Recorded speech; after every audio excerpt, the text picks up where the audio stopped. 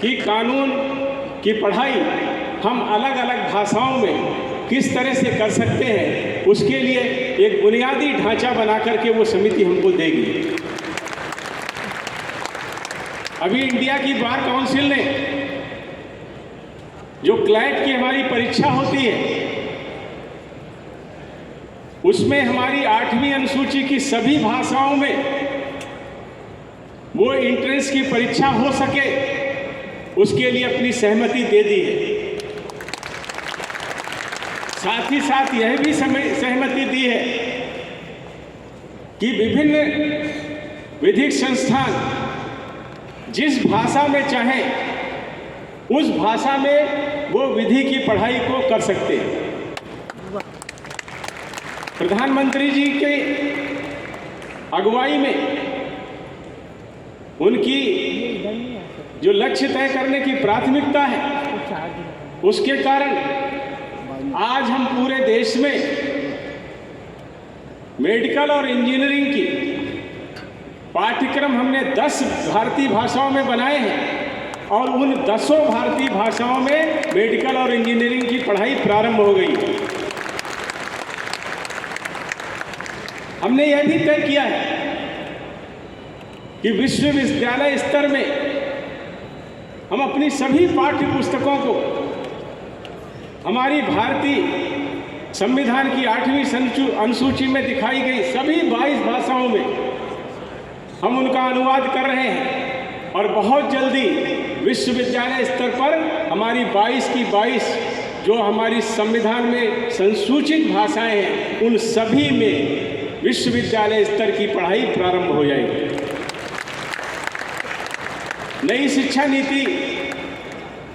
हमारे प्रधानमंत्री जी लेकर के आए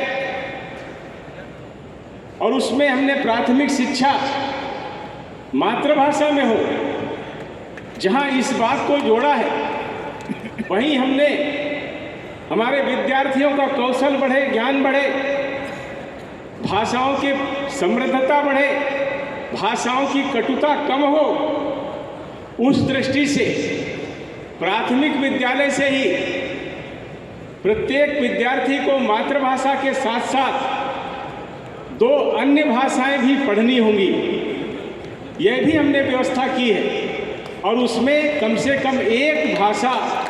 भारतीय होगी। तो इस दृष्टि से प्रत्येक विद्यार्थी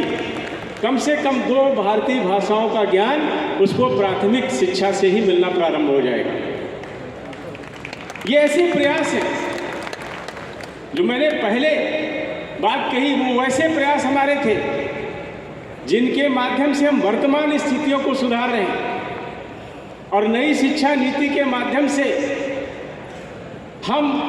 भाषा संबंधी बुनियादी जो इंफ्रास्ट्रक्चर है, ढांचा है, उसको खड़ा करने के लिए प्राथमिक शिक्षा के द्वारा ही इस तरह की व्यवस्थाओं को बना रहे हैं। आप सब ने देखा होगा कि G20 का एक बहुत बड़ा आयोजन हमारे यहाँ हुआ। उससे पहले हमारे गृह मंत्री जी ने संसदीय राजभाषा समिति के साथ भी एक बैठक की थी। उन्होंने उस बैठक में कहा था कि प्रधानमंत्री जी ने लाल किले से ये घोषणा की है, 5 प्रण लिए थे, उसमें 2 ये थे कि हमको गुलामी के चिन्हों को मिटाना है और अपनी सांस्कृतिक, अपनी संस्कार की, अपनी भाषा की, अपने ज्ञान की, अपने राष्ट्र की परंपराओं की, इनको फिर से गरिमा स्थान पर इनको गौरव दिलाने का काम करना है। हमारे जो साथी उस बैठक में थे उनको मालूम होगा, हमारे गृह मंत्री जी ने कहा था कि जब तक हम सारी भाषाओं को सम्मान नहीं देंगे, जब तक ये विश्व चेतना के केंद्र में स्थापित नहीं होंगी, तब तक इन 2 प्रणों को पूरा करना संभव नहीं और उसका प्रादुर्भाव, उसका प्रदर्शन आपने G20 में देखा होगा। G20 में जब प्रधानमंत्री जी हिंदी में अपनी स्पीच दे रहे थे, विभिन्न भाषाओं में ट्रांसलेशन करने की वहाँ पर व्यवस्था थी, लेकिन उस मीटिंग में भाग ले रहे बहुत सारे लोग ऐसे थे,